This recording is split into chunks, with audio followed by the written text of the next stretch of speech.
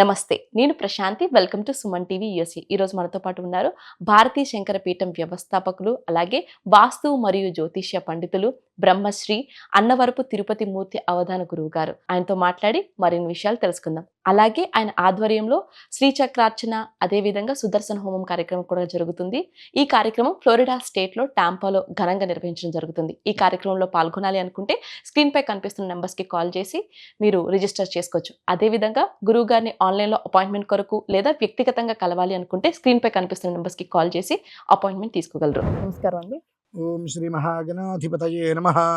గురువు గారిని పర్సనల్ గా కలవాలి అనుకుంటే స్క్రీన్ పై కనిపిస్తున్న నెంబర్ కి కాల్ చేయండి. అదే విధంగా గురువు గారు నిర్వహించే కార్యక్రమాల్లో పాల్గొనాలన్నా, అదే విధంగా మీరు కాల్లో కూడా మీరు సంప్రదించాలి అనుకుంటే స్క్రీన్ పై కనిపిస్తున్న నెంబర్ కి కాల్ చేసి అపాయింట్మెంట్ తీసుకోవచ్చు. గురువు గారు, ఇప్పుడు చాలా మంది ఇక్కడ అంటే మనమంటే ఇండియా నుంచి వచ్చి ఇక్కడ సెటిల్ అవ్వడం జరిగింది. మనకి ఆ జాతకాలు, ఆ వాస్తులు అవన్నీ నమ్ముతూ ఉంటాం. కాకపోతే మనం ఇండియాలో ఉన్నాం కాబట్టి ఆ నమ్మకాలు, మన భూమి ప్రభావం అనేది ఉంటుంది అంటారు కదా. అలాగే ఇక్కడ జన్మించిన వాళ్ళు, ఇక్కడ పుట్టిన పిల్లలు అవ్వచ్చు, ఇక్కడ అమెరికన్ సిటిజన్స్ అవుతారు మన వాళ్ళే. సో వాళ్ళకి జాతక ప్రభావం ఏ విధంగా ఉంటుంది అంటారు? కోపం రాదు ఎవరికి అంటే నేను కాస్త ఉన్నది మొహం మీద మాట్లాడతానమ్మా. ఎందుకంటే నాకు కాస్త ముక్కుసురుతనం అలవాటు. అనుకునే వాళ్ళు 1,00,000 వచ్చేమో. ఇప్పుడు ఎక్కడైనా తల్లి గర్భం నుంచే జన్మిస్తారు. రెండో ఆప్షన్ లేదు కదండి. తల్లి గర్భం నుంచే జన్మించాలి. ఇండియా అయినా, ఇరాన్ అయినా, ఇంగ్లాండ్ అయినా, అమెరికా అయినా, XYZ ఏదైనప్పటికీ కూడా ఆకలి వేస్తే ఏం తింటారండి? కడుపు నిండా భోజనం చేస్తారు. అది ఎంత వాస్తవమో ప్రతి మనిషి యందు కూడా ఆ ఒక గ్రహస్థితి ప్రభావం, అది జాతక ప్రకారం కావచ్చు, వాస్తు విధానం కావచ్చు, అంతగానే పనిచేస్తుంది. అది మనం తెలుసుకుంటున్నామా, తెలుసుకోవట్లేదా, ఏదో గడిచిపోతుంది కాబట్టి వెళ్ళిపోతున్నాము అని మనం అనుకుంటాం. కానీ ఏ నక్షత్రంలో జన్మిస్తే ఆ లగ్నానికి ఏ ప్రభావం, ఏ దశ వచ్చినప్పుడు ఎలా నడిపించాలో అది నడిపిస్తూ ఉంటుంది. ఇక్కడ చాలామంది మాకు ప్రశాంతంగా ఉండి, ప్రశాంతత అంటే ఏంటి అది తెలుసుకోవాలి ముందు. నేను కడుపు నుండి అన్నం తింటున్నాను కదా, సంపాదిస్తున్నా కదా, అదే ప్రశాంతత అనుకుంటాం. నా వరకు ప్రశాంతత అంటే మనం ₹1 అప్పు లేకపోవడం ప్రశాంతత. అది ఎంతమంది ఉన్నాం మనం ఇక్కడ? అదేంటండి మరి కారు కొనాలంటే EMI కదా, అవన్నీ కావాలంటే దీన్నే గ్రహస్థితి ప్రభావం అంటారు. మనకు వచ్చే సంపాదన ఎంత, దాన్ని బట్టి మనం ఎలా ఉండాలని ఆలోచన లేకుండా ఎదుటి వ్యక్తిని చూసి మనం కూడా అలా వెళ్ళాలని చెప్పి మనకు వచ్చే శాలరీ కన్నా ఇంకా హై పొజిషన్గా కనిపించాలని చెప్పి EMIలో పెట్టుకొని ఇల్లు కొనుక్కోవడము, కారు కొనుక్కుంటే కష్టం అనేటువంటిది ఎక్కడో ఉన్నదాన్ని తీసుకొచ్చి దగ్గర పెట్టుకోవడమేగా. దాన్ని ఏమన్నాలమ్మా? ఇప్పుడు ప్రశాంతంగా ఎక్కడ ఉంటున్నారు మరి? అంటే అది ఏ దేశంలో ఉన్నా ఖగోళం అంటారమ్మా. ఖ అంటే ఆకాశం, గ అంటే భూమి. ఎక్కడైనా మనం ఏ దేశంలో ఉన్నా ఆకాశం కిందే ఉంటున్నాం, భూమి మీదే ఉంటున్నాం. ఇది మనం ప్రధానంగా తెలుసుకోవాల్సిన విషయం.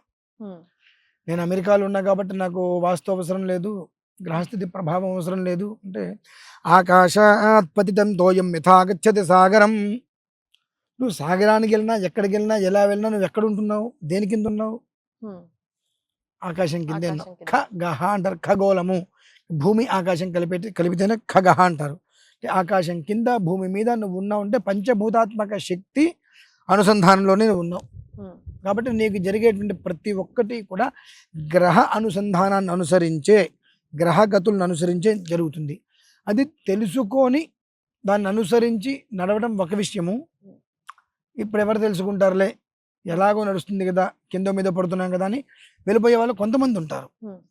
వాళ్ళ గురించి నేను మాట్లాడట్లా. కానీ తెలుసుకోవాలి అనేటువంటి జిజ్ఞాస ఉండి, ఎలా తెలుసుకోవాలో దాని యొక్క విధానాలు ఏంటో తెలుసుకోలేక ఇబ్బంది పడే వారి గురించి నేను చెప్పేటువంటి విషయాలు. ఒక్కసారి అంటే మనకు ఏం నడుస్తుంది, వ్యాపారం చేస్తున్నాం బాగానే ఉంది, ఇవాళ 10 ఏళ్ల క్రితం మొదలుపెట్టినప్పుడు ఎలా ఉందో ఇవాళకి ఇంచుమించు అలానే ఉంది. ఎదుగుదల ఏ కారణం చేత లేదు అంటే, కొంతమంది ఈ వ్యాపారం నాకు కలిసి రాలేదు అంటారు. 10 ఏళ్ల పాటు నేను కాపాడింది అది కలిసి రాలేదు అన్న మాట అబద్ధం. గ్రహస్థితి ప్రభావం ఎక్కడో నీ జాతక రీత్యా ఏదో మైనస్ ఉంది.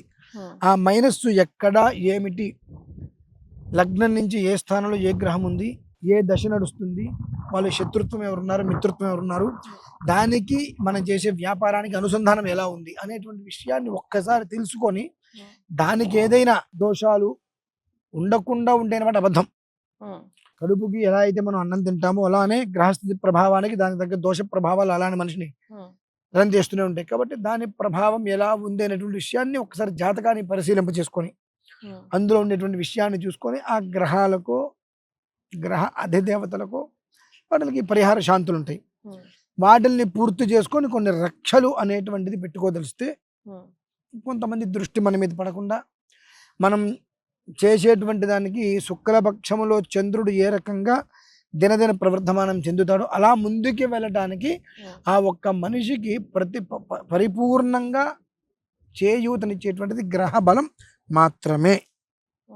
గ్రహ బలం తర్వాతే ఇంకా ఏదైనప్పటికీ కూడా దేనికి ఏం చేసినా ఎలా చేసినా ఎంత చేసినా ఎండ్ ఆఫ్ డే గ్రహ బలం అనేటువంటిది నీకు ఉందా లేదా అని చూసుకోవాలి. చంద్రబలం గురుబలం ఏ స్థాయిలో ఉంది అనేటువంటి విషయాన్ని దృష్టిలో ఉంచుకుంటేనే నీ కుటుంబం చికాకుల్లో ఉందా, ప్రశాంతతగా ఉందా, చక్కటి విద్యావంతులు ఉన్నారా, ఎంత కష్టపడుతున్నప్పటికీ కూడా చదువు రావట్లేదా, ఎదగలేకపోతున్నామా అనేటువంటి విషయం తన ఒక జాతకాన్ని ఒక్కసారి పరిశీలన చేసుకోగలిగితే ఒక క్లారిటీ వస్తుంది. దాన్ని అనుసరించి తను బయటకు రావడానికి మార్గాన్ని అన్వేషించుకోవచ్చమ్మా. అలాగే గురుగారు ఇప్పుడు చాలా మంది ఇక్కడ ఉండి ఇండియా వెళ్ళి ప్రత్యక్షంగా పాల్గొనలేరు కదా, మరి పరోక్షంగా పాల్గొన్నా ప్రత్యక్షంగా పాల్గొన్నా అది అలాగే ఉంటుందంటారా సేమ్ ఫలితం? మంత్రం అమ్మా. నేను ఇండియాలో ఉన్నప్పుడు ఎంతో మందికి ఇక్కడ వాళ్ళకి నేను చేయించానమ్మా. ఒకళ్ళిద్దరు కాదు, చాలా మందికి చేయించాను. మరి ఆ ఫలితాలు ఎలా దక్కుతాయండి అంటే కేవలం మంత్రం. ఆకాశాత్ పతితం తోయం యథా గచ్చతి సాగరం. మనం చెప్పేటువంటి స్వర అక్షర పద వృత్త వర్ణాలు ఎక్కడా కూడా మిస్ కాకూడదు. ఓం నమస్తే అస్తు భగవన్ విశ్వేశ్వరాయ మహాదేవాయ త్ర్యంబకాయ త్రిపురాంతకాయ త్రికాగ్ని కాలాయ కాలాగ్ని రుద్రాయ నీలకంఠాయ మృత్యుంజయాయ సర్వేశ్వరాయ సదాశివాయ శ్రీమన్మహాదేవాయ నమః అనే ఒక మంత్రం ఉంటే ఆ మంత్రాన్ని నాకు నచ్చినట్టు నేను చదివితే కుదరదండి. అది కొన్ని లక్షల సంవత్సరాల నుంచి ఆ మంత్రంలో ఒక అక్షరం మారలా, ఒక స్వరం మారలా, ఏది వర్ణన మారలా. దాన్ని అనుసరించి చక్కగా చెప్పినప్పుడు మనం ఎక్కడ ఉన్నా ఎలా ఉన్నా ఆ ఫలితం అనేటువంటిది రావాల్సిందే. మీరు మీ ఇంటి దగ్గర ఫ్లగ్ పెట్టారు, ఆ మూలకి ఎక్కడికో 2 కిలోమీటర్ల అవతల లైట్ పెట్టారు, కంచి వైర్ పెట్టారు. మీరు లైట్ ఇక్కడ వేస్తే అక్కడ స్విచ్ వేస్తే అక్కడ లైటు వెలగాల్సిందే. వెలగలేదు అని అంటే వైర్లో ఏదో ప్రాబ్లం ఉంది, లేదా బల్బు ప్రాబ్లం ఉంది, లేదంటే పవర్ ప్రాబ్లం ఉంది. ఈ 3 చక్కగా ఉన్నాయంటే లైట్ వెలగాల్సిందేగా. ఆ మంత్రం అనేటువంటిది ఎక్కడా కూడా ఆ మంత్రంలో దోషం లేకుండా, ఉచ్చారణ దోషం అంటే చెప్పేటువంటి విధానంలో కూడా స్వరశబ్ద తరంగాల్ని ఎక్కడా కూడా తేడా లేకుండా కనుక పారాయణ జపము మంత్రానుష్ఠానం చేసినట్లయితే ఏ మనిషి మన దగ్గర కూర్చోవాల్సిన అవసరం లేదమ్మా. ఒక మంత్రశక్తి ఎంత దూరంలో ఉన్నా సరే అది వాళ్ళకి చేరుతుంది. ఎలా చేరుతుందండి? మీ ఫోన్ ఉందా? మీ ఫోన్లో సిమ్ ఉంది కదమ్మా. ఇక్కడ మీరు ఫోన్ చేస్తే ఇండియాలోకి ఎలా వెళ్తుంది అంటే అందులో రాగి మొక్క ఒకటి ఉంటుంది అనుకున్నాం, సాటిలైట్ కనెక్ట్ చేస్తుంది. అంత రాగి మొక్కలో ఎంత శక్తి ఉంటే సాటిలైట్ కనెక్ట్ చేస్తుంది? శక్తి మీనింగ్ పవర్. పవర్ అనేటువంటిది మంత్రం. ఆ మంత్రాన్ని మనం ఏ విధానాన్ని అనుసరిస్తామో దానికి తగ్గట్టుగా ఎదుటి మనిషి దగ్గరికి ఆ ఒక్క శక్తి అనేటువంటిది వెళ్తూ ఉంటుంది. తద్వారా వాళ్ళు ఎక్కడున్నా వాళ్ళ ఫలితం వాళ్ళకు వస్తుంది. కాకపోతే ఏంటంటే మనం ఏదైనా ఒక ఆరాధన చేస్తున్నప్పుడు కొన్ని రోజులు వాళ్ళు దీక్షగా ఉండాలి. అది మీరు చెయ్యండి, మేము ఇష్టం వచ్చినట్టు మేము ఉంటామంటే అది ఫలించదు. కాబట్టి మేము ఒక 5 రోజులు 6 రోజులు 10 రోజులు ఏదైనా చేస్తున్నాం అన్నప్పుడు సో వాళ్ళు దానికి తగ్గట్టుగా వాళ్ళు కూడా అన్ని రోజులు దీక్ష అనేటువంటిది మెయింటైన్ చేస్తే అది అనుసంధానం అవుతుంది. అంటే 2 చేతులు కలిస్తే చప్పట్లు, ఒక్క చేయి ఊపితే చప్పట్లు.